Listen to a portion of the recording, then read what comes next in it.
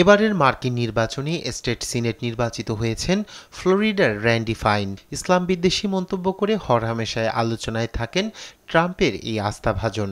আইন প্রণয়ন তার পেশা হলেও যখন তখন ইসলাম বিরোধী মন্তব্য করেন তিনি। স্থানীয় সময় রোববার সামাজিক যোগাযোগ মাধ্যম এক্সে এক পোস্টে ট্রাম্প তাকে কংগ্রেসে যোগদানের আহ্বান জানান। ট্রাম্পের এমন সিদ্ধান্তে হতাশ মুসলিম ভোটাররা।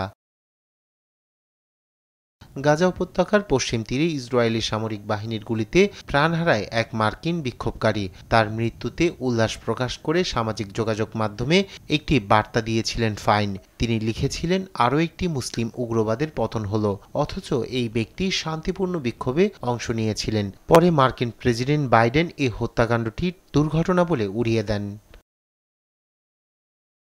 Council on American Islamic Relation (CAIR) এর মতে, আধুনিক যুক্তরাষ্ট্রে একজন নির্বাচিত কর্তৃপক্ষ যখন কারো মৃত্যুতে উল্লাস করে তখন তা খুবই দুশ্চিন্তার।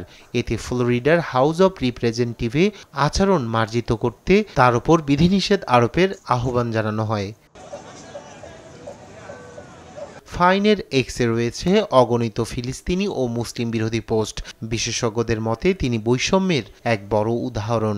2021 সালে ফিলিস্তিনিদের জোরপূর্বক হটানোর ঘটনায়ও পোস্ট দিয়েছিলেন তিনি। বলেছিলেন, তাদেরকে উড়িয়ে দাও। মুসলিমরা মার্কিনীদের মাথা ব্যথার মূল কারণ বলেও মন্তব্য করেন তিনি।